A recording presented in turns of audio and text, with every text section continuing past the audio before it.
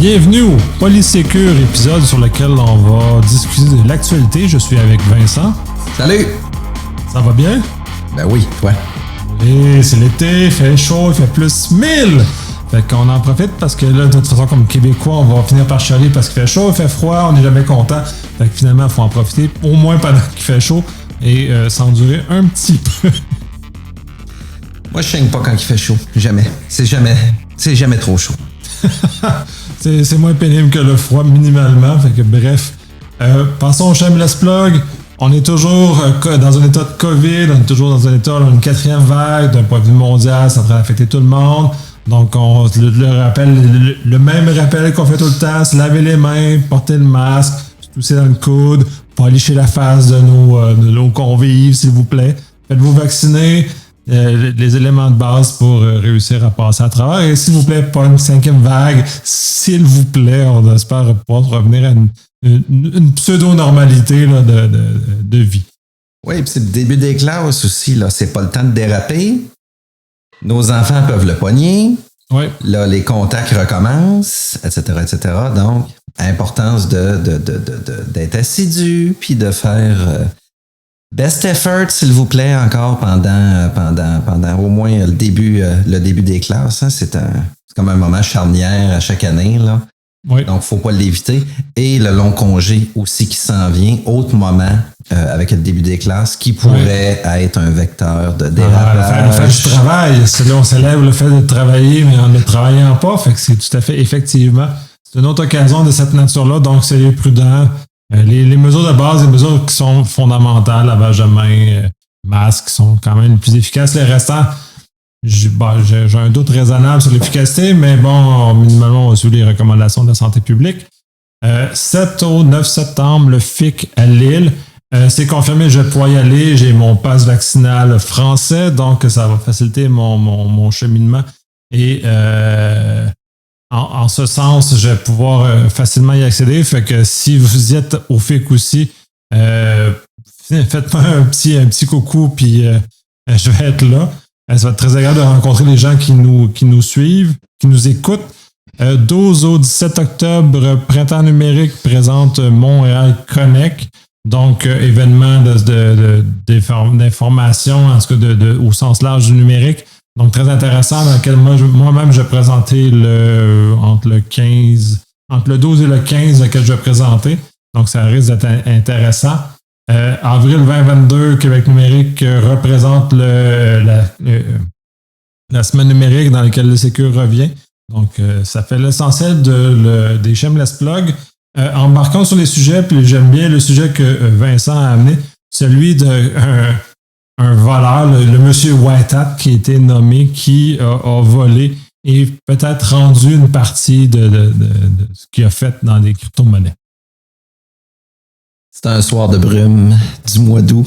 Non, je blague ici. 10 août dernier, il y a Polynetwork qui a rapporté justement un vol d'une valeur de 600 millions de dollars là, de crypto-monnaies pendant des échanges, justement. Et puis, écoutez, la panique a pris, bien entendu, étant donné que le modèle, justement, de vérification de validité de fonds, validité de transfert, validité, etc., nous suggère justement qu'avec ce type de transfert, c'est extrêmement sécuritaire de bout en bout, avec avec preuve à l'appui, avec chemin d'authentification, de certificat de ci, etc. Eh bien, écoutez, c'est ça. Il y a quelqu'un qui s'est inséré entre les deux et puis a réussi à récupérer 600 millions de dollars. 2 jours plus tard, avec la petite nouvelle qui a apparu justement en catastrophe, il n'y a pas eu de gros délai justement pour la divulgation justement de ce vol-là. Il y a quelqu'un qui s'est manifesté et a fait la remise de 338 millions de dollars, probablement parce qu'il était gêné, il y avait honte ou... Moi, je pense qu'il y avait peur de la police. Effectivement. Quand t'as volé 600 millions, là, la police, c'est pas loin. Là. Effectivement. Écoutez, le montant est effectivement phénoménal dans les circonstances. Là. Ça peut pas ne pas passer inaperçu. Fait que dans les circonstances, probablement qu'il y a déjà eu un branle-bas de combat, gestion d'incidents, du forensique, peu importe. 2 jours plus tard, donc le 12 août, remise de 338 millions, quelques petits échanges. Et puis, si je me trompe pas... Ouais, ben, il a fait une pseudo-entrevue avec des questions-réponses sur lesquelles il se flattait la bédaine sur le fait que c'était un bon gars, puis que c'était il est tombé par hasard, puis que finalement, ils l'ont fini par le nommer M. Whitehead en conséquence, lequel c'est très discutable comme appellation, là. Écoutez, 16 août, donc entre le 10 et le 16, moins d'une semaine plus tard, remise au complet de l'argent, puis l'entrevue dont Nicolas parle de M. Whitehead, où il stipule « je ne suis pas intéressé par l'argent, je suis plutôt intéressé à offrir des conseils, bon, etc. » Il a joué, en fait, j'appelle pas ça du violon cyber, là. Ça a pas assez de cordes. Moi, je préfère la cyber-harpe, une harpe à 83 cordes. C'est beaucoup plus mélodieux, là. On peut enjôler beaucoup plus de dirigeants de cette façon-là. Mais écoutez, dernière nouvelle, les 600 millions ont été rendus par le dit Monsieur Whitehead, c'est peut-être Madame Whitehead, on le sait pas. Il s'est présenté comme étant une personne plutôt joviale, veut donner des conseils en cybersécurité et on voit ses dires justement au niveau de l'entrevue où je suis pas un expert en analyse de phrases, mais il cherche comme le consentement de la personne qui va recevoir justement cette entrevue-là en disant est-ce que les mesures de sécurité n'auraient pas dû être plus rigoureuses en terminant la phrase en disant non, donc une question. Donc, il y a une recherche d'approbation ici là, pour peut-être se disculper ou non, je ne penserais pas. Là, déjà là, pour ceux sur ton analyse, je pense qu'il y a vraiment un niveau de faible maturité émotive chez l'individu. Puis il essaie de justement camoufler son geste de cette façon-là. Parce que, tu sais, très sérieusement, essayer de laver 600 millions de dollars dans les marchés obscurs, c'est assez tough. Je pense qu'il a été pris par surprise de l'efficacité de sa manœuvre, de un. Puis de toute apparence, il n'a pas l'air super âgé en termes de... À mon sens, c'est un ado, là, tu sais. Il a fait comme il était là sur le sol, il chillait, il faisait du TikTok, et pouf, il a comme cassé dans le fond, la manœuvre qu'il a faite, c'est qu'il a cassé les contrats intelligents, les smart contracts qui sont liés avec ce marché-là, le Poly Network. Donc, c'est ça qu'il a fait. Fait que là, il a réussi à drainer le marché. Puis, je pense qu'il n'a pas tout à fait compris ce qu'il faisait, puis il a pris panique, là. C'est pas notre première histoire où, justement, des pirates sont surpris de l'efficacité, justement, de leur manœuvre. Puis tout d'un coup, oui, ils décident de jouer carte blanche, en fait, d'avoir patte blanche dans le dossier pour éviter le pire de la sentence qui pourrait leur arriver. Écoutez, à suivre dans ce cas-ci, j'ai la dernière nouvelle date du 16 août. 16 août, c'est là 10 jours. J'ai aucune espèce d'idée si... c'est ça, les nouvelles plus récentes, puis là, on va en mettre dans le show notes, c'est qu'il ressemblerait qu'il aurait retourné l'ensemble des crypto-monnaies qu'il aurait volées. Ouais. Celles qui n'avaient pas réussi initialement à retourner plus sur les articles que se faisait, c'est parce qu'il y avait eu des gels de marché, justement dans la conséquence du hack que le gars avait fait. Donc, les gels se sont levés, donc maintenant, il a été capable de retourner l'ensemble de l'argent. Plus, donc, les argents sont retombés dans les porte-monnaies des différents individus qui ont été finalement volés. Par rapport à ça, Pauline aurait donné un bug bounty à l'individu en question, monsieur Whitehead, ce que je trouve très particulier comme approche, de façon pure éthique. Puis ça, je me suis tout le temps mis contre ce genre de choses-là, de payer ces individus-là, leur donner du mérite après avoir posé un geste qui est fondamentalement illégal. C'est pas super intéressant. C'est comme quelqu'un vient te voler chez vous. Ah, ben non, mais je voulais juste te montrer que ta serrure de pote ne marchait pas bien. Ouais, mais t'es quand même rentré chez nous. Si on prend les analogies du monde physique, ben c'est du trespassing là, au sens anglophone. Mais c'est comme une intrusion de ma vie, de ma maison, de ma demeure. Je trouve pas ça super cool là, que le gars ait fait ça. Je comprends pas pourquoi Poly Network est aussi jovial dans cette aventure-là. Ça laisse quasiment présager qu'il y a connivence jusqu'à un certain point, là. Écoute, ça semble scénarisé, effectivement, parce que Bug Bounty, on parle d'un programme. Normalement, c'est encadré, c'est des normes, c'est déjà scénarisé, disons-le comme ça. Donc, il y a déjà une chronologie d'événements qui doivent se passer. Peut-être qu'effectivement, c'était... il voulait présenter ça, c'était plus spectaculaire de le présenter comme ça. Ça semble effectivement, il semble y avoir anguille sous roche là, dans tout le scénario. Oui, puis tu sais, tant qu'à parler de scénario, mais ça ressemble beaucoup à l'espèce de façon qu'on voit dans les choses de super-héros comme Marvel et DC. L'espèce de genre, je suis bienveillant même si j'ai fait le mal. Fait que cette notion-là, un peu adolescente, de voir que le geste qu'on a fait est finalement sans conséquence.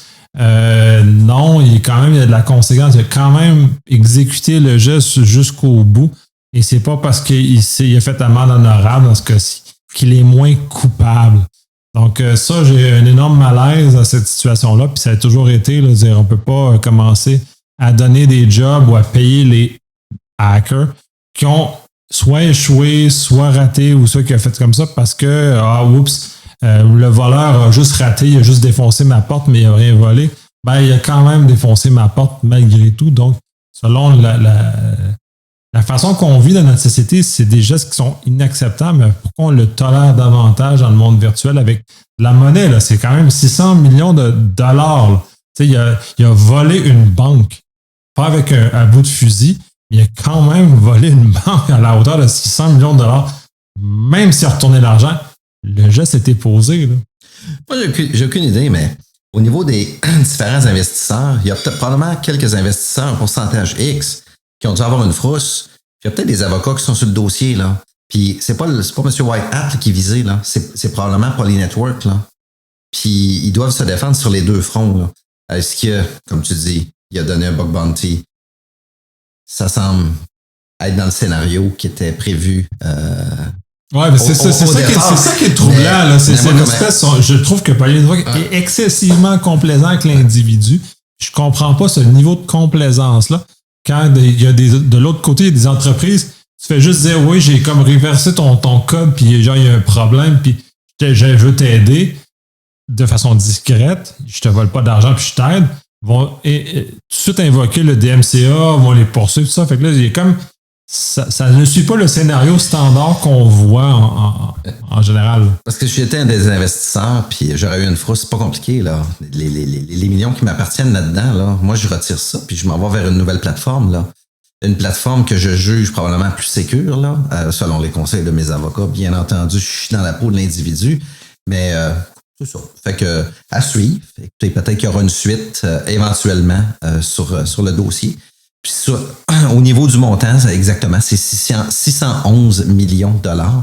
Et c'est des bidous, là. Ben oui, c'est sérieux, là. Je vais dire comme toi, là, un clown qui vole ça, OK, il est victime de son succès, mais il y a le après, là. Il faut qu'il trouve le moyen de rendre ce montant-là lui appartenant. Autrement dit, il faut qu'il trouve le moyen que ces dollars-là lui appartiennent s'il veut pouvoir les utiliser. Sinon, il est juste pogné avec un vol. C'est comme les beaux films où on voit des vols de bijoux. C'est pas tout le monde qui sont dans la gamique. C'est pas tous les geôliers qui sont dans la gamique du bijou, puis du vol, puis du recel, puis de la transformation en dollars. C'est de l'organisation, c'est du contact.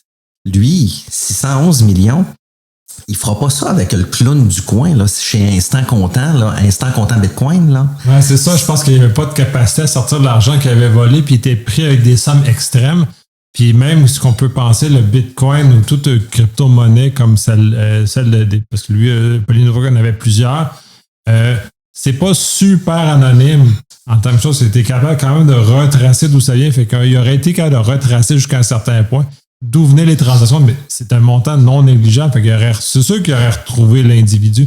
Il a juste pris panique. Fait que, tant qu'à moi, c'est un ado ou un adulte qui a encore une mentalité d'ado qui a été pris par surprise, puis il avait juste pas réfléchi à ce qu'il faisait, puis ben là, sauf qu'il l'a fait. Là, c'est comme t'as cambriolé un dépanneur. Ah non, mais c'est pas grave parce que non, tu l'as cambriolé pareil.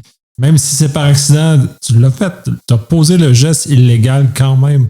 Si on va dans le droit criminel, le chapeau à Virginie, parce qu'elle en fait référence dans son podcast, il y a l'actus reus et la mens rea. L'actus reus, c'est l'action criminelle, elle est clairement faite. La mens rea, c'est l'intention criminelle. Donc, clairement, on voit que l'individu avait quand même l'intention de prendre cet argent-là. Peut-être pas autant, mais il avait quand même l'intention. Il a posé un geste concret qui est au sens au droit criminel canadien.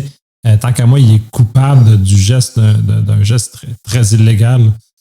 J'ai hâte de voir la suite parce que ça fait quand même plusieurs semaines que ça suit.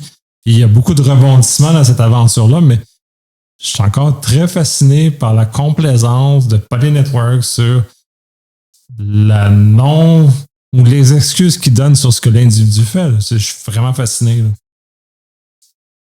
À suivre. Peut-être que c'est un investisseur qui est en arrière et qui a fait le test, puis tu sais, oups. Puis tu sais, j'ai le temps qu'à reprendre à ça. Tu sais, on a eu le cas des deux pauvres bougres qui faisaient un pentest physique sur des cours de justice aux États-Unis qui ça a été mal attaché, puis contractuellement, il y a eu des problèmes, puis ces deux individus-là se sont trouvés être arrêtés par la police parce qu'après, ça ne va pas être informé. Qu'il y a eu une invasion dans un palais de justice qui est quand même un geste très important, donc qui amène une réponse très importante. Donc, tout ça, puis contractuellement, c'était pas aussi clair que ça. Puis on parle d'un contexte contractuellement fait. Puis là, on parle dans un contexte de Poly Network où il y avait zéro contrôle, le gars, du volé, puis c'est cool, c'est sympathique. J'aime pas ça. Ça pue. Ça pue. Bon. Ben écoute, c'est le dernier rebondissement. Si tu veux un petit tour de Febreze au travers de tout ça, là. Bon, en tout cas, c'est sûr qu'on va suivre ça dans les prochains épisodes parce que c'est vraiment intriguant tout ce que ça peut comporter comme situation parce que c'est vraiment louche là, comme situation. C'est sûr que c'est triste parce que, tu sais, Poly Network a quand même ce hack-là en sens large, c'est que les comptes. J'aime ça en français parce qu'on dit comme les smart cities, les villes intelligentes. Pourquoi on me dit smart comme par intelligent en français? Cette traduction me fascine. Donc, les contrats intelligents, les smart contracts, il y avait une faille, donc ça amène quand même en lumière que Poly Network a été touché par ça. Donc, faire très attention par ces mécaniques automatisées-là parce qu'ils présentent des enjeux. Et cette mécanique automatisée-là, a été usurpée par l'individu pour son bénéfice. Donc, c'est aussi faire très attention à ces mécaniques-là. Ben écoute, on peut extrapoler. Parce que Poly Network, c'est peut-être un intermédiaire justement pour confirmer puis valider ces transactions-là. Puis ils doivent faire affaire justement avec d'autres organes justement de crypto-monnaie qui utilisent le même genre de mécanique. Je ne sais pas si les autres organes, je vais les appeler les zones de transit de crypto-monnaie, s'il n'y a pas eu une forme d'éveil en disant « Wow, attends un petit peu là. Il peut-tu remonter jusqu'à nous autres? Est-ce qu'on a des technologies similaires? Est-ce qu'on est à jour? » Tu sais, j'amène la dimension où ça peut extrapoler puis amener justement une dimension où, par ce simple geste-là, peut-être qu'il y a d'autres firmes qui transitent puis qui ont le même type de prestation de service qui pourraient se revirer contre Poly Network ou contre les éléments justement de certificats intelligents, etc., pour dire, attendez un petit peu, là, s'il y a des failles, on fait les travaux, on est accompagné, puis on ne nous dit pas qu'il y a des failles, ou il manque de compétences, etc. La petite bombe que ça peut créer dans le domaine, là. Mais c'est sûr que ça va générer un réveil chez ces investisseurs-là. Mais en même temps, cet élément-là, puis parce qu'on est à la croisée des chemins, parce que le gouvernement américain a mis dans son énorme loi sur les investissements en infrastructure certaines clauses par rapport à la crypto-monnaie. Ça ne fait pas l'unanimité pour plusieurs bonnes raisons et mauvaises raisons. Là. Donc, ce qui a été fait là, ça a été fait trop rapide. Mais en même temps, les institutions américaines, puis au niveau mondial aussi, ça s'en vient, ont un appétit de plus en plus grand à réglementer le marché de la crypto-monnaie parce que justement, on est dans un contexte comme celui-là où c'est un peu le Far West, où il n'y a pas de réglementation, où il n'y a rien.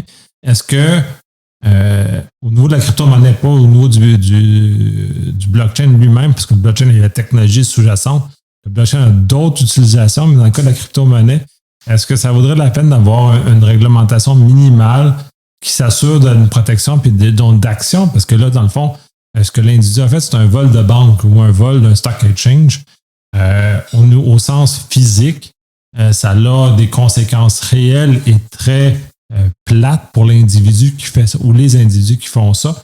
Est-ce que ça vaudrait la peine de faire la même chose dans ce contexte-là? J'ai l'impression que je pense que le niveau de réglementation minimal est quand même nécessaire. Peut-être pas pour réduire le dynamisme des crypto-monnaies parce qu'il y a des avantages à ça puis il y a des éléments, mais quand même pour éviter des fiascos de cette nature-là, parce que protéger les investissements, parce que c'est quand même beaucoup de valeur, là. Il y a des pertes, parce que tu sais, là, on parle du exchange, mais c'est-à-dire que 611 millions qui ont été volés à des gens de plus ou moins grosse envergure, tout dépendant de la valeur de leur portefeuille. Fait que c'est quand même des gens qui ont perdu de l'argent dans le processus. Donc, je pense que le législateur se doit de poser des actions pour protéger les individus, là. Je dirais plutôt que c'est des gens qui pourraient perdre de l'argent dans ce type de marché-là. Là, l'argent a été rendu. La conséquence sur ces gens-là est minime. Moi, je vais poser la question. Je vais faire l'affirmation suivante, puis peut-être une question au travers. Tu sais, la création, justement, de la crypto-monnaie venait justement avec le modèle où on voulait éliminer une forme d'intermédiaire et de chien de garde qui sniffe au-dessus des transactions. De ta question à est-ce qu'on devrait commencer à réglementer? Écoute, d'un point de vue purement technique, je te dirais oui, parce que la valeur de ces monnaies-là commence à prendre une importance assez phénoménale et le niveau de confiance que les gens qui peuvent se permettre d'investir dans ces valeurs-là commence à être grand. Donc, une perte de 100% du jour au lendemain, donc le pire qui pourrait arriver, pourrait avoir un effet maintenant dévastateur. Par contre, ça a été créé dans le but d'éviter justement des intermédiaires puis des sniffeux au travers de ça qui viennent réglementer. Fait que d'un autre côté, je dirais non, il ne faudrait pas chercher à vouloir réglementer ça. Ça va faire une roue qui tourne, c'est que ça va devenir réglementé. La fiscalité va s'intéresser à ça. Ah, ça déjà, la fiscalité, c'est déjà...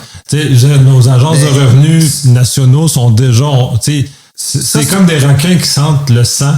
Il y a de l'argent, ils vont s'y intéresser. Ça, c'est correct, c'est la nature de leur fonction, là. Mais, tu sais, d'un autre côté, l'idée initiale de ce type de valeur-là, de monnaie-là, c'était justement pour une forme d'évitement volontaire, puis toléré par les autorités. Puis là, tu voudrais mettre de la réglementation. Je dis pas Nicolas veut mettre de la réglementation. Non, là, la question, est-ce qu'on devrait mettre de la réglementation? Ben, ce qui va se passer, c'est que si on fait ça, ça va rentrer éventuellement, puis de façon très insidieuse, sans que les gens s'en aperçoivent, dans le marché standard des types de monnaies, probablement. Et puis, ça va être soumis à la même réglementation. Donc, ça va perdre sa saveur initiale. Il va se passer quoi? Il y a quelque chose d'autre qui va se faire on the side avec une autre technologie. Donc, est-ce qu'on devrait avoir comme le pétrole, est-ce qu'on devrait avoir une réglementation on the side spécifique au pétrole versus la monnaie puis les valeurs mobilières puis le plein exercice? Oui, non, peut-être que oui, peut-être que non. Je pense qu'il y a peut-être question. Ouais, c'est très philosophique comme approche, puis j'adore l'angle que tu y donnes. Parce que non, c'est pas moi qui veux réglementer.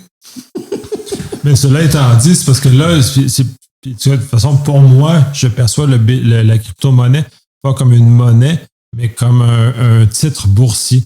Fait que c'est là où ça rejoint davantage la structure de la crypto-monnaie, c'est-à-dire une monnaie décentralisée. Puis c'est comme ça de plus en plus qu'ils commencent à présenter comment c'est fait. C'est une structure décentralisée. Puis je suis d'accord avec le volet décentralisé, contrairement aux monnaies nationales qui sont toutes des monnaies centralisées, donc contrôlées par une banque d'un pays. Donc, on est dans cet esprit-là, fait que ça va, mais c'est des mesures qui ressemblent plus à des actions, marché secondaire à des bourses. Donc, il y a quand même, les bourses ont quand même des réglementations qui sont adaptées à la bourse, pas adaptées à la monnaie. Donc, je pense qu'il y a quand même un lieu où on est capable de... Puis là, je reviens, on est de façon non sauvage ou de façon non brutale, parce que je sens que le gouvernement américain, entre autres, le fait de façon un peu trop brutale, un peu trop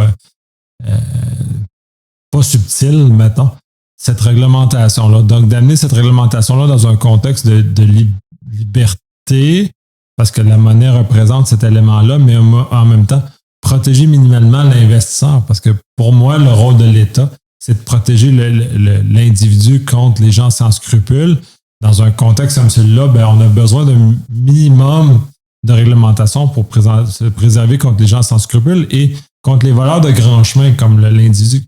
C'est nécessairement même s'il s'appelle Wattad, puis il se drape de choses, pour moi, c'est un voleur de grands chemins. Là. Fait que, tant qu'à ça, la réglementation nous sert à se protéger contre ce genre d'individus-là et bien structurer l'ensemble. Puis là, tant qu'à faire un petit glissement, ben on a tout le volet des assurances qui est là. Puis dans le fond, on partage le risque avec les assureurs. Puis ça toi, Vincent, tu es encore même plus familier que moi avec ça. C'est que ce partage-là, l'assureur en prend charge de la perte. Donc, dans le cas du 611 millions, ben dans ce cas-ci, si le Polyneroid avait été assuré, ce serait son assureur qui aurait pris le bill, qui aurait pris le 611 millions, et l'aurait reversé aux différents portefeuilles qui auraient été touchés par ça. Donc, on a une structure. Je vais dire oui, mais de façon caricaturale, tu as tout à fait raison. Tu as tout à fait raison, c'est ça qui se serait passé. Je vais dire oui dans la mesure où les assureurs commencent à être très habiles maintenant avec les cyber-méfaits qui feraient perdre de l'argent pour lequel on appliquerait justement notre assureur cyber au travers de ça. Oui, ça, c'est l'autre aspect parce que là, on parle, au niveau du rançon logiciel, on entend beaucoup parler des assurances parce que, puis là, c'est un débat parce que pourquoi les assureurs payent les gens de rançon logiciel? Donc, on finance le crime organisé à travers nos assurances, ce qui est très mal conceptuellement parlant. Donc, puis je comprends pourquoi les Américains veulent bloquer ça, puis d'autres nations aussi veulent bloquer le fait de payer des rançons parce qu'on vient financer le crime organisé. Ce qui est un non-sens en soi. Donc, si on a de l'argent, ils vont continuer. Si on a peu d'argent, ils vont arrêter. Là. C'est un peu ça. Donc, mais de l'autre côté, c'est que les assureurs, puis pour rejoindre ce que tu disais, commencent à comprendre. Donc, les primes augmentent violemment. Fait que là, ça sera plus facile d'avoir de l'assurance cyber comme ça l'a peut-être déjà été. Là, il y a une marche et de plus en plus haute. Et ce qui est bien pour ce que nous, dans le fond, on va avoir de la job pour tout le temps, c'est que en plus d'augmenter les primes, ils mettent des conditions de type PCI DSS, par exemple, pour ceux qui connaissent ça. Fait que tu as un seuil de conformité. Fait qu'ils vont exiger aux entreprises, OK, tu as un niveau de conformité A, donc tu as une prime pas chère, mais si tu es en conformité C, donc moins bon, donc tu vas payer beaucoup plus cher. Fait que tu as intérêt à arriver en conformité A. Donc, conformité A, ça va exiger des antivirus modernes, de segmentation, zéro trust, blablabla. Fait que les assureurs ont ce levier, puis j'espère qu'ils vont l'utiliser davantage, parce que c'est en train de se former, d'aider le marché à se sécuriser puis à amener, comme le PCI. On peut chialer sur le PCI parce que c'est du normatif, c'est du conformité.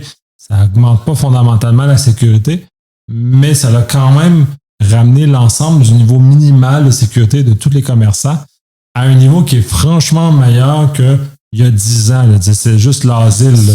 Ça rehausse la sécurité. Ça rehausse certaines balises, souvent, puis des fois des petites balises qui sont un petit peu oubliées, puis poussiéreuses, puis qu'on oublie. Écoute, je vais revenir à un petit élément. Là. Les assureurs qui offrent une cyberassurance sont rendus tellement habiles. Je vais reprendre l'exemple de Nicolas. On décide de payer la rançon parce que pour gérer l'incident puis avec un retour à la normale plus ou moins brutal, c'est préférable de payer la rançon. Puis, mais faites attention, quand je dis payer la rançon, ça ne veut pas dire que vous retrouvez un retour à la normale. Il y a des travaux à faire pour éviter un double chiffrement, bon, etc., etc. C'est qu'au départ, c'est un petit documentaire que j'ai trouvé intéressant. Les cyberassureurs, au départ, effectivement, ne voyaient pas l'ensemble des enjeux, des critères, des objectifs, ce qui faisait que lorsqu'on s'assurait et qu'on se faisait justement pirater, rançongicialiser, hijacker une transaction, peu importe, pour le pirate, de se faire dire il y a probablement une cyberassurance, donc il va se faire rembourser. Pour moi, là, cette valeur, c'est un double vol. Oui. Pour moi, c'est carrément un double vol. Mais là, l'assureur est tanné justement de passer justement d'être le bouc émissaire en disant OK, il s'est fait voler pour tant, ça a coûté tant pour le retour à la normale, donc il faut que je fasse un chèque à la compagnie XY de tout ça. parce qu'il a payé la prime, effectivement. OK, un instant, là. Donc, ils sont en train de raffiner leurs mesures. Nicolas a raison. Il y a des évaluations d'écart de sécurité qui sont faites par les assureurs maintenant. Ils débarquent chez vous, là. C'est un Audi, c'est plate. Puis ils débarquent avec leur approche. Ils débarquent avec leurs actuaires. Oh oui. C'est pas le fun de dealer avec un actuaire. Les autres sont brutales. Les autres, c'est les chiffres, c'est de la mathématique. C'est tough. Là. Ils vont vraiment te squeezer là, le maximum. Là. Puis ils sont très capables de moduler ce que vous voulez assurer, ce que vous ne voulez pas assurer aussi pour arriver à une forme d'équilibre. Mais ils arrivent avec leur équipe d'experts. Ils font une analyse d'écart. Donc, la qualité, la suffisance des contrôles attendus. Puis, avec l'analyse d'écart, ils vont vous dire, vous restez comme ça, ça coûte tant du 1000 de plus parce qu'il y a un risque supplémentaire à assurer. Sinon, ben écoutez, voici le rapport. On vous accompagne, on rehausse les contrôles. Là, on parle d'une dépense directe à l'interne en matière de sécurité de l'information. Donc, vous rehaussez votre périmètre, la défense de votre périmètre. Écoutez, c'est un maudit bel exercice pour vous autres. Rehausser la défense de votre périmètre. Ça devrait venir normalement de chacune des compagnies, pas de se le faire dire par un externe pour une assurance ou pour toutes sortes de raisons, là. Pour de la prestation de service. On va y arriver, puis moi, j'y vois du positif, c'est-à-dire que les entreprises vont commencer de plus en plus à faire affaire avec des assureurs. Les assureurs vont de plus en plus éduquer la situation, donc ils vont être capables d'avoir un vocabulaire et une capacité d'analyse qui est en conséquence. Puis à un moment donné, les entreprises vont se rendre compte que payer l'assurance est plus cher, c'est ça qui est important, que mettre les mesures. Fait que quand on va arriver dans un contexte où ça va coûter plus cher à assurer que de se conformer, ben les entreprises vont finir par se conformer et de façon brutale. Là, on l'a vécu avec Charbonne-Excellent, entre autres, du moment que le gouvernement américain a dit OK, les hauts dirigeants sont maintenant criminellement responsables, ça l'a modifié beaucoup de comportements d'entreprise qui étaient beaucoup plus libéral, on va dire, avant ça. Puis quand ça s'est arrivé, ben là, comme quand tu es criminellement responsable, crée-moi que le haut dirigeant s'assure qu'il n'y a pas de conneries qui se passent en bas, puis il va mettre l'argent, puis tous les projets vont arrêter, tout juste pour... Parce que lui, ça ne tente pas d'être corrompu en prison, fait qu'il va s'arranger que son entreprise, qui est généralement très grande, va respecter, puis il ne le mènera pas en prison là, non plus. Mais vois-tu, là, on s'étend énormément sur ce sujet-là. Mais vois-tu, oui. Un des rôles que je trouve intéressant pour l'assureur, c'est sûr qu'à un moment donné, de son propre chef, de faire l'acquisition de compétences pour justement volontairement mettre les bons dollars aux bonnes places pour rehausser la défense de notre périmètre, l'assureur devient un allié si jamais, parce qu'il n'y a pas de risque zéro là-dedans. L'assureur est nécessaire parce que l'assurance, parce que c'est du transfert de risque. Quand on parle en termes d'analyse, en gestion de risque pure et dure, l'assureur est un transfert de risque. C'est-à-dire qu'un risque que tu ne veux pas gérer, tu le transfères à l'assureur qui, lui, le prend. Et là, justement, les assureurs n'étaient pas bien équipés pour analyser ce risque-là. On sous-estimait les primes en conséquence. Là, la vague de rançongiciel constate qu'ils ont vraiment sous-estimé. Donc, les actuaires sont en train de réactualiser justement les primes en conséquence. Mais ils vont également, comme on le voit en automobile ou en assurance de dommages en général, automobile maison, ils vont calibrer par rapport le coût de la maison, le coût de l'auto, le type de conducteur, l'âge du conducteur, puis plein de paramètres. Là, il va pas avoir une prime. Fait que si vous êtes super négligent, votre prime va être excessivement élevée, peu importe ce que veut dire négligent. Et si vous êtes super prudent, votre prime va être super basse. Ce qui fait que, contrairement, j'étais excessivement fâché quand j'étais jeune, puis mes primes d'assurance auto étaient excessivement élevées. Un jeune homme, ça coûte cher parce qu'il y a beaucoup de jeunes hommes qui ne sont pas prudents en conduisant. Donc, conséquemment, je suis dans le bassin des jeunes hommes qui ne sont pas prudents. En vieillissant, là, je suis un vieux bonhomme qui est plutôt pépère en conduisant. Donc, ma prime a descendu de façon très significative entre les deux moments parce que maintenant, mon profil de conducteur, il est celui du pépère qui ne roule pas très vite. Mais tu sais, outre ça, l'autre rôle de l'assureur, lorsque vous mettez les bonnes mesures en place avec suffisance, c'est que si jamais le pire devait arriver malgré les mesures, ça devient un très bon allié pour la haute direction. Ça les protège. Ça les protège d'un point de vue d'éventuelles poursuites civiles, parce qu'ils n'ont pas mis les mesures en place, etc. Ça devient un allié de taille aussi, là, donc. C'est pas parce que vous mettez les mesures en place que tout d'un coup, vous n'avez pas plus besoin d'assurance. Votre assureur devient un allié pour protéger justement la haute direction. Si jamais une équipe, de l'AMF, c'est au Canada, de la SEC aux États-Unis, peu importe, voulait débarquer, c'est parce que le risque zéro n'existe pas. Fait que justement, on s'assure pour un risque qu'on n'est pas capable de prévoir. Dans ce cas-ci, c'est là où le rôle, ça amplifie ce que tu dis. C'est que le rôle de l'assureur, c'est d'aider, justement, de donner des outils à la haute direction pour des risques qu'ils ne sont pas capables de prévoir. Et en même temps, aider la haute direction de corriger les risques qui sont prévisibles.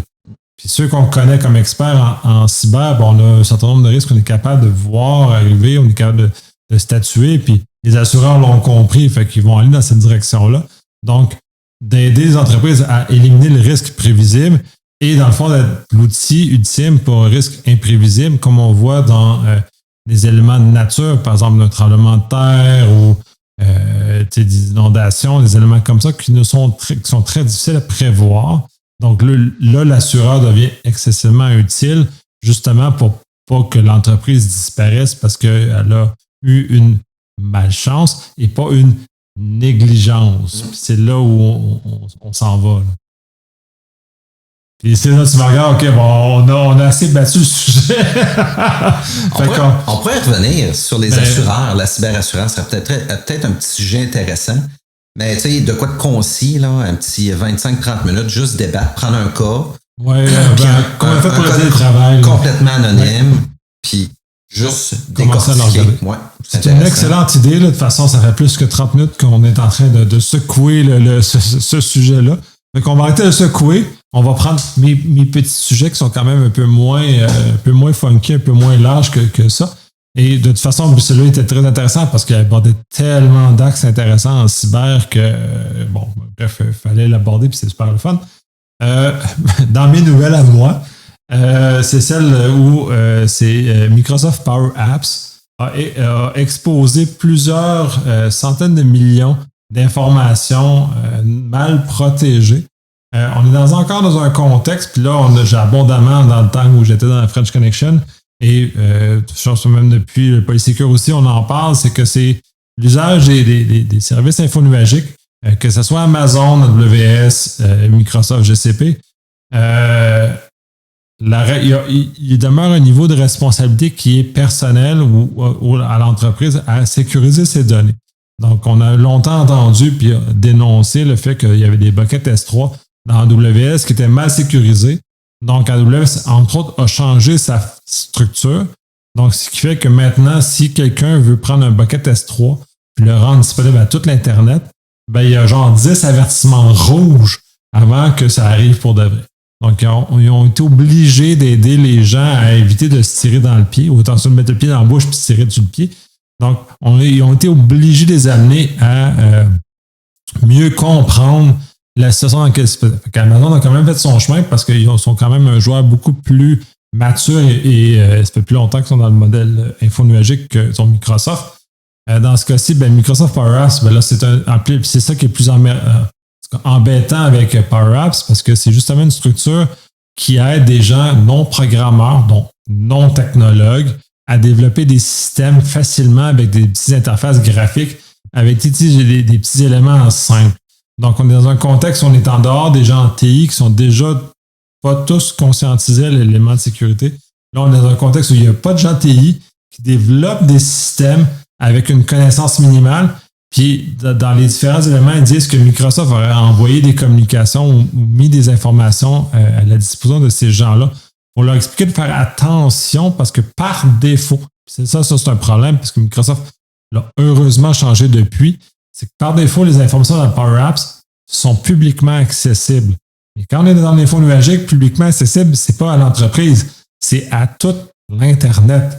Fait que là, c'est ça qu'il faut faire attention. Puis les gens ne comprennent pas ou ne maîtrisent pas encore ce concept-là que quand on utilise ces outils-là, qui sont très faciles, très utiles, mettent en danger bien des choses. Puis là, c'est vraiment grave parce que dans ce cas, dans le cas qui occupe la fuite-là, qui a été découverte par UpGuard, c'est qu'il y a des diagnostics COVID-19 qui ont été diffusés, qui ont été accessibles à travers ça. Il y a un paquet d'affaires. Donc, c'est très grave. Mais en même temps, là, c'est de se rendre compte que les gens ne sont pas suffisamment éveillés. Donc, c'est en ce sens-là, puis là, c'est là que je fais reposer sur Microsoft une partie de la responsabilité, c'est que son système était ouvert par défaut et non fermé par défaut et on ouvre ce qu'on a besoin. Un peu ce que AWS a fait avec S3.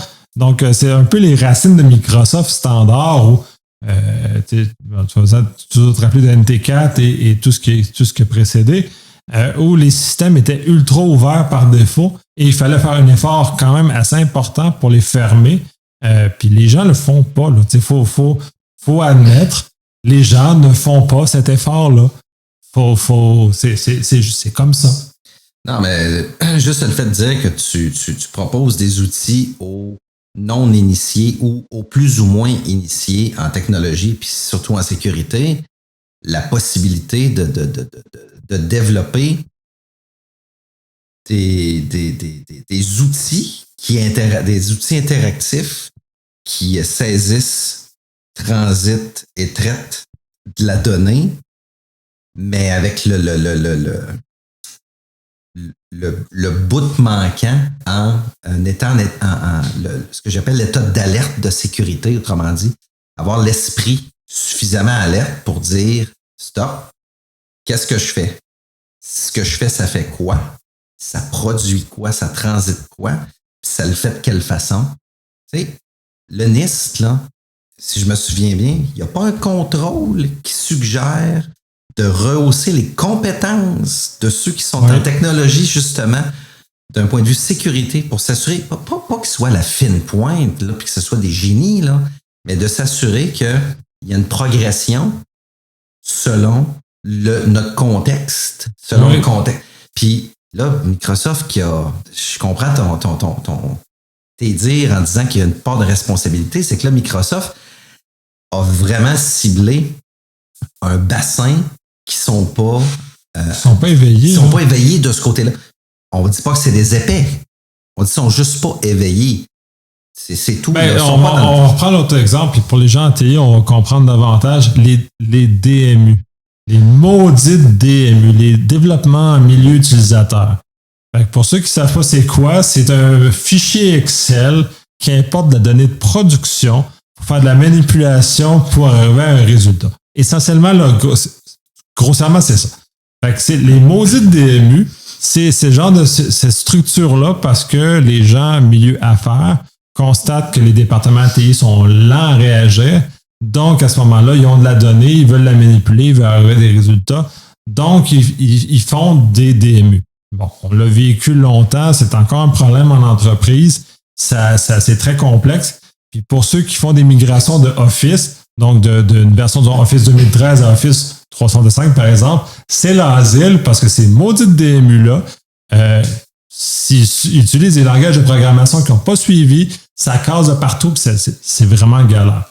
Fait que là, on est dans un contexte que Power Apps, c'est une espèce de capacité de DMU qu'on met dans les gens d'affaires qui n'ont pas compréhension de ce qu'ils font. Mais quand ils faisaient un Excel, c'était pas grave parce que ça restait sur le réseau privé. Fait que minimalement, il y avait une barrière naturelle qui les protégeait pour pas se blesser. Là, le problème, c'est que les Power Apps, il n'y a pas cette barrière naturelle-là qui est mise en place. Puis là, c'est là où je mets la faute sur Microsoft qui aurait dû. Puis là, ils l'ont fait parce que là, ils se sont fait pincer. Mais Microsoft a cette mauvaise tendance à aller vers l'ouverture extrême et non la fermeture extrême. Bon, ça, c'est leur approche, leur philosophie. Je pensais qu'ils avaient appris avec NT4, dans lequel il y avait violemment, puis tout le trustworthy, machin, puis tout ce qu'on a développé par la suite pour rehausser leur posture de sécurité. Clairement, le mémo s'est perdu depuis le temps, parce que ça fait comme ce temps-là, c'est quoi? C'est début des années 2000, fait que ça fait 20 ans. Fait ils ont peut-être oublié depuis, là. Fait que, clairement, dans ce contexte-là, fait que c'est ça. Fait que là, Power Apps, c'est comme des DMU, mais en info magique, sur les internets. Fait que là, tu sais. Pour des non-initiés. Pour des non-initiés, parce que puis les gens ne comprennent pas. Puis, tu sais, comme expert, tu sais, je peux pas dire que les blâmer, tu sais, je sais qu'ils peuvent pas mesurer la nature du risque. C'est un domaine particulier. Comme je peux pas demander, je peux pas mesurer le risque épidémiologique, disons, on va parler de la COVID. Moi, je suis pas capable de le mesurer. J'écoute des gens, des experts qui font que ça de leur vie, de mesurer la transmissibilité, puis tout ça. Puis là, il réussit à distiller un peu ça pour que je sois capable de comprendre.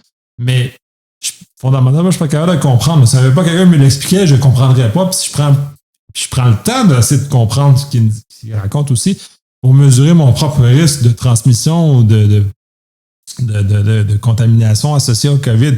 Donc, je prends des décisions cohérentes face à ça. Dans ce contexte-là, ben là, on sort la même chose, des gens qui n'ont jamais été mis en contexte ou jamais mis en place face à ce genre de choses-là. Puis ça, c'est universel. Là. Ils ne peuvent pas comprendre. C'est tout. Et là, le problème, il est un problème d'éducation, puis il faut amener les gens à comprendre. Mais en même temps, on ne peut pas espérer que 100% des gens comprennent. Donc, Nico. DMU, Shadow IT, très étroitement reliés les deux. Oui, c'est identifié maintenant comme étant des risques, même par certaines autorités. Faut établir, dans certains cas, la définition de DMU puis la définition de Shadow IT. Ce que tu viens d'expliquer là, c'est carrément du DMU, mais c'est carrément un risque. Là. Autrement dit, Microsoft a mis à profit, pour de très bonnes raisons, un gros risque pour la majorité des gens qui ont utilisé ce service-là. C'est correct, là. Ils font leur meilleur culpa. Est-ce que ça a eu des répercussions? Bien, certainement. Certainement. Tu parles de centaines de millions. C'est un article que je lisais, justement. Il y a eu malheureusement une exposition de... Puis... c'est atroce, c'est malheureux. Ce qui devait arriver arriva. Oui. Mais c'est tout simplement parce que c'était des non-initiés. Point barre. Oui. Et puis, le levier a été fourni, malheureusement, par Microsoft. Il y a un manque d'évaluation de risque. Puis tu sais, c'est super le fun Power Up, ça. Ça te permet, pour quelqu'un qui ne connaît pas l'informatique, de développer une structure de gestion automatique. C'est pour ça que ça a été utilisé autant que ça, puis il y a eu tant de fuites que ça. C'est parce que ça veut dire qu'il y a beaucoup de gens qui l'ont utilisé. Donc, c'est un succès commercial pour Microsoft. Par contre, ces gens-là, c'est tous des gens d'affaires qui ne sont pas exposés. C'est des non-initiés. Je peux pas m'attendre que le médecin sache comment le risque cyber fonctionne. Sa job, c'est pas ça. Sa job, c'est de justement me donner un risque, de me donner un diagnostic médical et d'interpréter des choses que je peux même pas comprendre. Puis de me le rendre intelligible pour que je sois capable de comprendre ce qui se passe avec ma santé. Hein. Et voilà. Fait que, écoute, c'est malheureux. C'est malheureux. Mais écoute, ils vont corriger le tir, puis... Microsoft l'a déjà fait. Fait qu'on a déjà changé la valeur par défaut. Là, c'est juste qu'il va falloir, comme professionnel de sécurité, peut-être mieux diffuser la nature du risque pour que les gens comprennent. Là.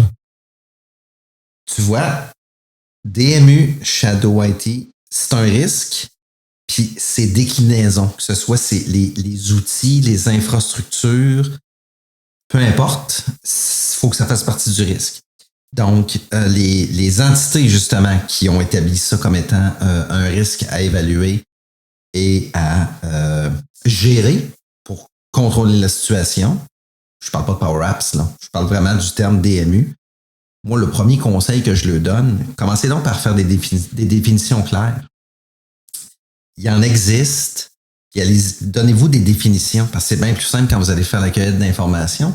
Vous établissez un standard puis un vocabulaire d'entreprise. Puis rendu là, vous établissez c'est quoi le Shadow IT, ses déclinaisons, ses limites. C'est quoi le DMU / Shadow IT? Parce que le DMU, moi, je le vois encore pire.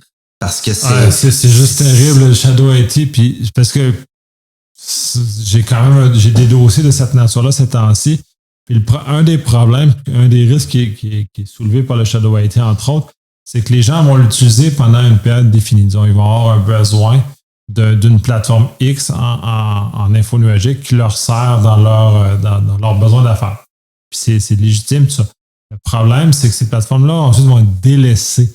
Et donc, l'information qui est là est ensuite délaissé et va rester là. Fait que si on prend une plateforme qu'on a utilisée pour héberger de l'information d'affaires pendant 2 mois parce qu'on en avait besoin, comme le besoin est arrêté, on délaisse et on n'entretient plus ça parce qu'on n'en a jamais parlé au TI, c'est des shadow IT. Moi, je me sens, parce que j'utilise ça, on va prendre l'exemple de Doodle, par exemple, qui est largement utilisé, ou les Google Docs de ce monde, ou ce genre de choses-là. Donc, j'ai utilisé parce qu'il y avait un besoin défini dans le temps. Et quand c'est terminé, j'ai pas pris le temps de le fermer parce que les TI, on est habitué, en tout cas, un peu plus en général, c'est que quand le système n'est plus besoin, on va le décommissionner et on va faire détruire le contenu d'information qui est hébergé dans la plateforme. Les utilisateurs ne sont pas familiers avec cette approche-là, donc dès lors, ils vont laisser vivre éternellement, parce que les Internet, c'est éternellement, les informations sensibles de l'organisation dans un contexte qui est non contractuellement lié à l'organisation. Puis aussi, l'aspect contractuel est très important. On aura peut-être un épisode aussi à discuter de ça spécifiquement parce que la consommation infonologique non liée contractuellement est un problème. Donc, tout ça est hyper complexe, puis les gens ne mesurent pas la portée de ce qu'ils font, même si dans le quotidien, ça les aide à exécuter leur travail. Ils se suivent. Ouais, non, blesse-toi pas, Vincent. C'est vrai qu'il a accroché la planche. T'as brisé ton bureau. Faut pas briser ton non, il est trop petit encore. Ça va pas le ratisser. Non, mais écoute, tout ce que tu dis, tu arrives vraiment avec une notion de risque. Il faut vraiment qu'une équipe de gestion des risques s'attarde à prendre ça en considération, à le définir, établir les balises, faire la cueillette d'informations, commencer à corriger la situation le plus rapidement possible. Et puis ensuite de ça va par la chaîne d'approvisionnement. Ça ne veut pas dire qu'un DMU, c'est mal, mais un DMU, dans un contexte encadré, avec une chaîne d'approvisionnement de création jusqu'à fermeture, suppression, destruction, peu importe, ça peut être très bien, là. Ça peut être très bien. Vous savez... Mais un shadow IT qui est encadré, puis c'est comme un DMU qui est encadré, puis ça, je l'avais vu dans certains enseignements que j'ai fait, c'est qu'au lieu de laisser ça sauvagement exister, on demandait une déclaration de la DMU, mais pas une déclaration dans le sens où on va chicaner ou on va contraindre. On veut juste savoir l'existence de ça, justement, pour qu'on puisse intervenir et, au besoin, détruire quand c'est la fin de vie. Puis, de toute façon, la façon dont tu le mentionnes, c'est très bien amené, c'est que ça ne devient plus DMU ou Shadow IT à ce moment-là. Il y a une divulgation. Autrement dit, ça fait partie de la chaîne alimentaire des produits disponibles. Puis, s'il faut décliner des produits disponibles sur demande avec fenêtre de temps prédéterminée très court, ça existe ça aussi. Mais là, ça sort du contexte DMU, ça devient beaucoup plus encadré. Un groupe d'actuaires, un groupe de gens en marketing, un groupe de gens dans un autre secteur hautement spécialisé. Tu as parlé tantôt de tornades, on appelle ça des événements sinistres parce qu'on ne peut pas les prédire, puis quand ça arrive, ça fait très mal, puis c'est quand même enregistré. Ben, ça devient peut-être ça va devenir justement des outils qui vont être utilisés ponctuellement selon la différente nature, puis votre type de prestation de service. J'aime beaucoup l'utilisation de prestation de service. Parce que quand on vient pour taper sur les doigts de quelqu'un qui dit « Non, j'en ai besoin. Non, c'est du DMU. » À un moment donné, c'est quoi notre prestation de service? C'est quoi notre secteur d'activité? C'est quoi notre prestation? C'est facile de venir cadrer ce type d'activité-là dans une prestation. Puis si ça ne cadre pas, c'est facile de le mettre à côté et de dire « Hey, ça ne cadre pas. » Si ça ne cadre pas, ça veut dire que si je le dis à papa va te mettre en punition. C'est exactement ça. Vous voyez venir, là? Oui, mais il est super content, papa, depuis le début. Non, mais attends, là tu as pris une voie de contournement. En fait, tu as pris son char sans y dire. C'est exactement ça que tu as fait. Papa, il n'aime pas ça. Puis, tu n'es pas assuré. C'est exactement ça que tu as fait, là. C'est une petite caricature, mais il faut juste... C'est un risque qui se calcule et qui se gère. Tout à fait. Oh, oui, effectivement. Là, on va basculer à la nouvelle. On l'a battu encore. Je pense que tous des sujets qu'on va devoir reprendre sur des épisodes spéciaux parce que sont très passionnants et très vastes comme sujet. Le sujet suivant, c'est Zoom se retrouve encore dans les nouvelles avec le fait que le gouvernement allemand croit, en tout cas énonce que Zoom ne respectait pas le GDPR, le RGPD, Donc, il y aurait des éléments dans leur contexte qui seraient nocifs pour la vie privée dans l'usage par le gouvernement allemand. Zoom se retrouve souvent dans les nouvelles, c'est ça. J'ai lu l'article en question, j'ai pas trop compris, j'ai pas saisi pourquoi dans ce contexte-là, ils en voulaient à Zoom ou qu'est-ce que l'élément spécifique qu'ils veulent faire ça. Je sais que d'un point de vue canadien, Zoom, peu de temps avec pendant la débâcle début 2020, ont décidé, entre autres au Canada, de mettre des serveurs Zoom au Canada. Et si on a un abonnement payant avec Zoom, on peut exiger que les communications ne passent que par les serveurs canadiens. Là, je ne sais pas, parce que là, ils ont l'air de dire qu'il y a d'autres informations qui circulent aux États-Unis. Je n'ai pas fait l'analyse au complet de ces éléments-là. Ça serait peut-être intéressant de le faire, justement. Sauf qu'en même temps, là, on est toujours dans le maudit contexte où les États-Unis sont juste comme pas bons au niveau de la protection de la vie privée. Et le restant du monde ont comme décidé d'être bons. Fait que là, on est... Puis même au Québec, le projet de le PS64 est en cours d'étude. On va, la semaine prochaine, je vais enregistrer un autre épisode pour le livre blanc ontarien. Fait que les Ontariens aussi vont le faire. Malheureusement, le fédéral, là, Trudeau a déclenché les élections, fait que le projet de loi fédéral est tombé. Fait qu'on va attendre après le 20 septembre voir ce qui va se passer et comment ils vont le remettre en vie. Mais en même temps, il n'y avait pas autant de vigueur là, dans ce projet de loi-là, dans ce bill-là. Fait qu'on va voir, mais on revient toujours au même contexte que les maudits Américains, ils ont des lois de marde sur la protection de la vie privée, puis j'écoute plusieurs podcasts américains, puis qu'eux-mêmes sont commencés à être exaspérés du laxisme qu'il y a aux États-Unis de cette façon-là, dans laquelle on est un produit, on n'est pas un individu. Je les vois pas comme des gros méchants. Comme tu l'exprimes, je les vois comme des gens qui se disent OK, on est un poids lourd dans ce type de décision-là pour ratifier, mais c'est pas notre idée. Fait qu'on ralentit le processus, puis on trouve toutes les petites failles qui nous écœurent, puis on les met à l'avant-plan. Je te donne un exemple. Il y a une dizaine d'années, il y a une loi qui a démarré en Europe et le Canada, si je ne me trompe pas, a été très partie prenante dans ce dossier-là. C'est de protéger justement la vie privée de nos enfants sur l'Internet. Et puis, ça prend un projet de loi international, puis c'est 5 ou 6 pays qui doivent justement se prononcer pour ratifier.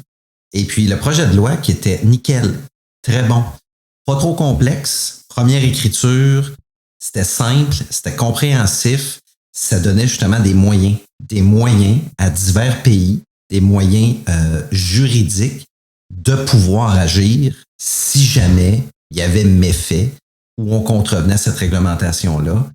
Puis au travers de ça, les États-Unis, qui étaient incapables d'acquiescer que ce projet-là était super bien écrit. Puis tout projet de loi va venir éventuellement avec des amendements. Il va arriver des situations qui n'ont pas été cernées par les différents projets de loi qu'on va éventuellement étudier, analyser, amender, peu importe.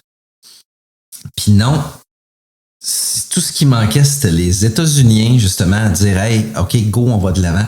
Non, c'était pas leur idée. On ne pouvait pas aller de l'avant. On parle ici d'un modèle de régulation d'Internet. On ne parle pas d'un moyen juridique pour un pays X, Y, Z, mais on parlait d'un moyen de régulation au niveau de l'Internet et qui pouvait avoir justement une application juridique pour tous les pays qui voulaient participer. Puis les États-Unis, c'était un des poids lourds. C'était pas leur idée. C'est pas nécessairement mort dans l'œuf, mais disons que le dossier a traîné. Puis nos enfants sont depuis 10-12 ans sont de plus en plus exposés. Ça aurait été le fun qu'il y ait un petit modèle avec un peu plus de pogne il y a une dizaine d'années, ce qui n'est pas le cas présentement. C'est dans des zones grises encore, là, à gauche et à droite. Mais c'est vraiment la culture américaine. Pas leur idée. Ouais, au niveau fédéral, effectivement, mais au niveau des États, tu as la Californie qui en a une, je pense que le Michigan a une loi de protection. Puis les États sont en train de se doter, différents États aux États-Unis, de doter de lois de protection de la vie privée qui sont d'une efficacité diverse. Je ne suis pas suffisamment versé dans leur loi pour savoir à quel point, si on le compare au RGPD, qu'est-ce que c'est, ou par rapport au PS64, qui ressemble beaucoup au RGPD par ailleurs, sauf l'application extraterritoriale. Donc, c'est de voir. Fait que, je sais pas. Oui, c'est sûr que les Américains sont impérialistes. Là. C'est pas leur idée, c'est pas une bonne idée. Là. Ça arrive souvent, là, tu sais, puis je connais des gens à mon entourage qui sont comme ça aussi. Là. Fait que, c'est pas juste les Américains, là, c'est dans la nature de l'humain en partie. Là. C'est une insulte là, que je vais dire. J'allais dire c'est pas une insulte, mais c'est une insulte. Fait que je vais être transparent. C'est une insulte. Là. Ça fait penser aux gens qui sont vraiment postmodernistes.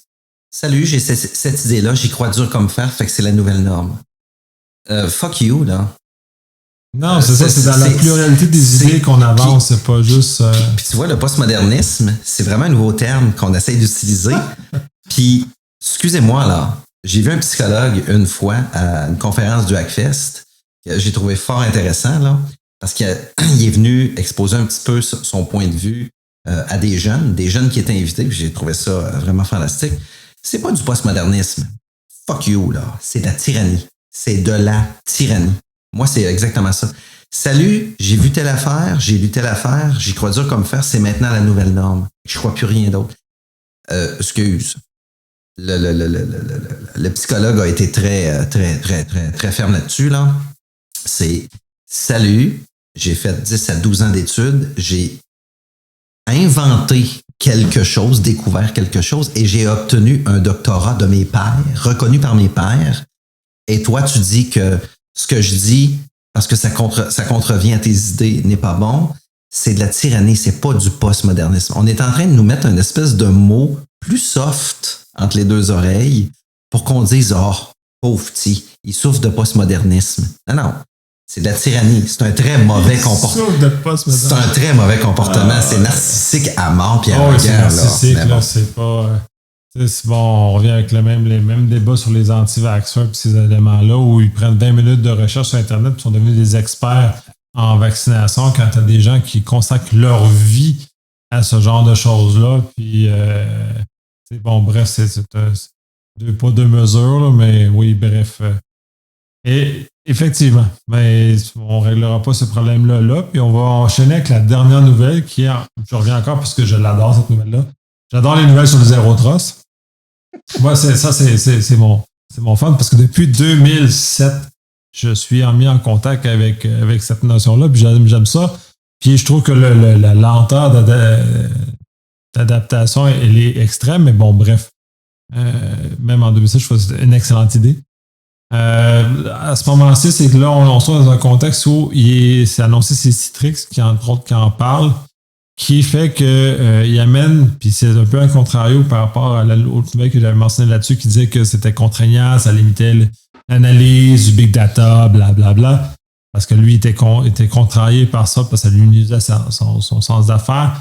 Mais d'autres, ils disent que ça améliore l'expérience utilisateur, puis dans le fond, ça permet une meilleure sécurité, parce que justement, ça permet aux employés de mieux gérer leurs informations, de mieux contrôler leurs informations, et d'en faire quelque chose qui justement leur permet d'opérer avec une plus grande quiétude d'informations. Puis c'est ça aussi, c'est important parce que puis ça a transcendé l'épisode, c'est que l'utilisateur n'est pas nécessairement au courant de tout.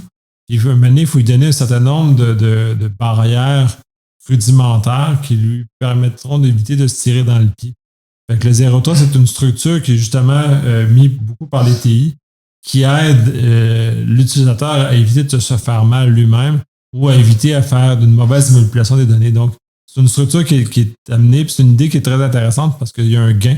Parce qu'en même temps, il ne faut pas se leurrer, c'est très complexe à mettre en œuvre le vrai Zero Trust en termes d'idées larges parce que ça touche la GIA, ça touche le périmètre, ça touche le design des applications, ça touche à tous les aspects des TI. Donc, c'est très complexe, mais les bénéfices sont autant pour les utilisateurs parce qu'ils se sentent plus confortables à agir. Donc, ils sentent qu'ils ne feront pas nécessairement d'erreurs ou les erreurs qu'ils vont faire vont être limitées et contrôlées. Puis on parle comme là, on ramène sur le Power Apps. Mais le Power Apps, les utilisateurs qui l'ont fait, ils n'étaient pas dans un contexte où ils étaient protégés. Donc, ils se sont malheureusement tirés dans le pied dans un contexte Zero Trust. Ben là, on limite la possibilité aux utilisateurs de se blesser. avec l'information, à divulguer de l'information. Fait qu'on a quand même un regard très intéressant.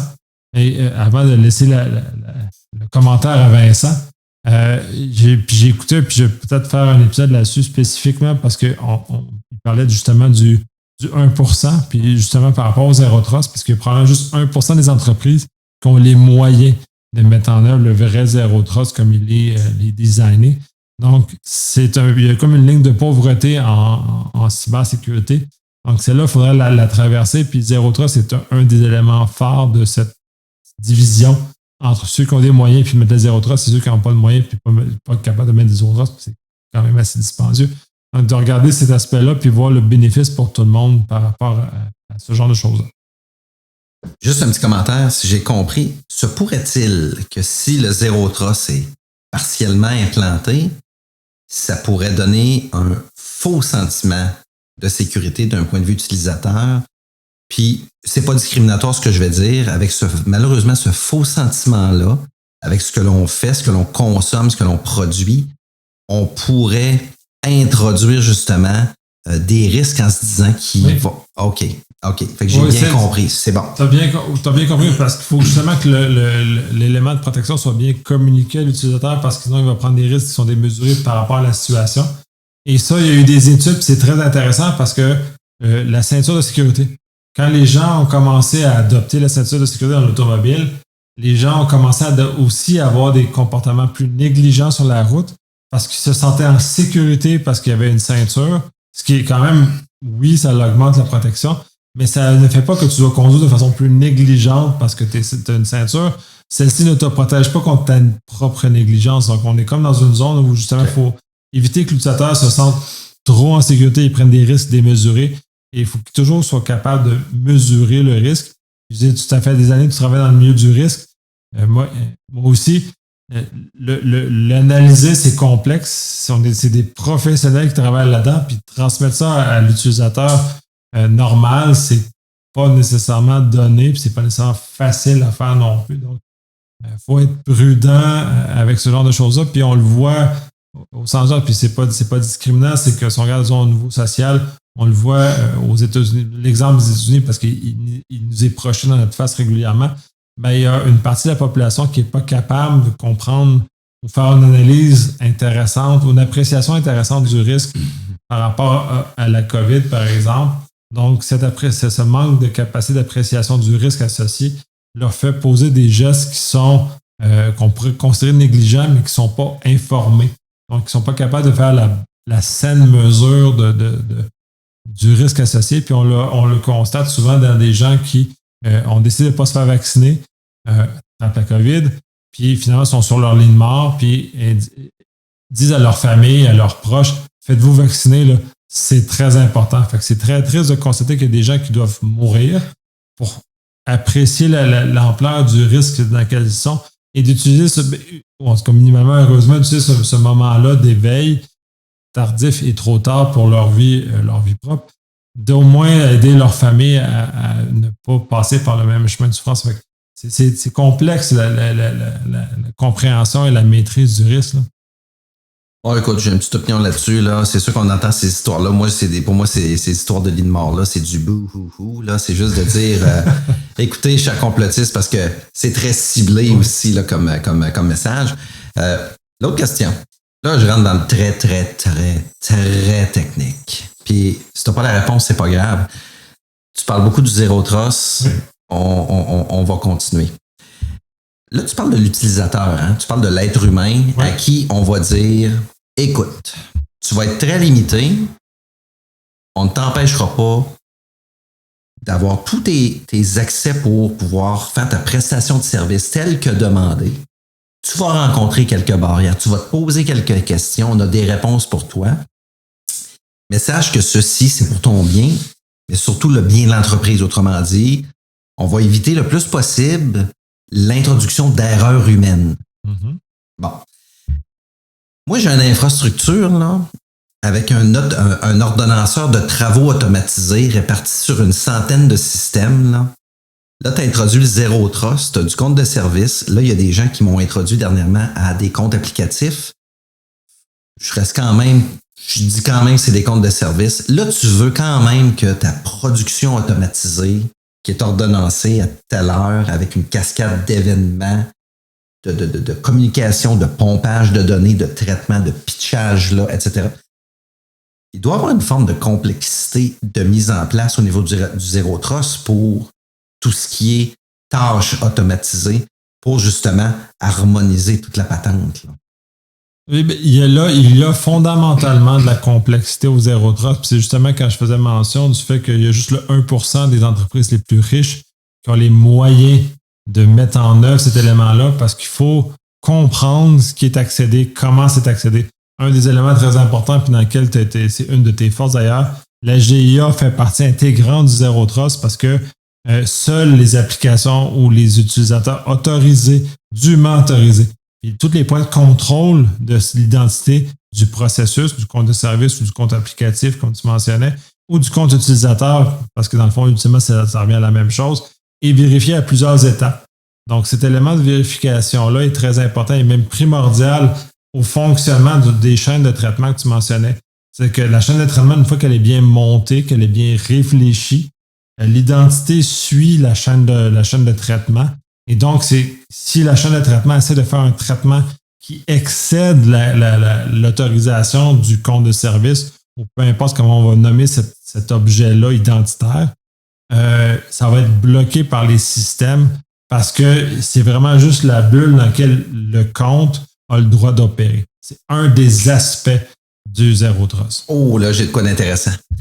Se pourrait-il que dans une optique de contrôle général informatique, gestion de changement de programme, que ce soit du DevOps, en passant, je ne dirais jamais DevSecOps en podcast. Du DevOps, pour moi, c'est l'automatisation mur à mur, là.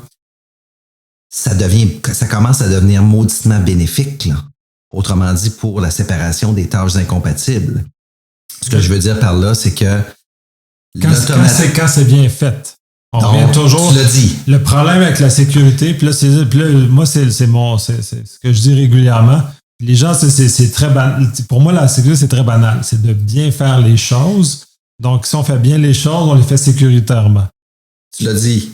Quand c'est réfléchi à la base, puis qu'ensuite de ça, on le couche sur papier, puis ensuite de ça, on le configure dans les systèmes. OK.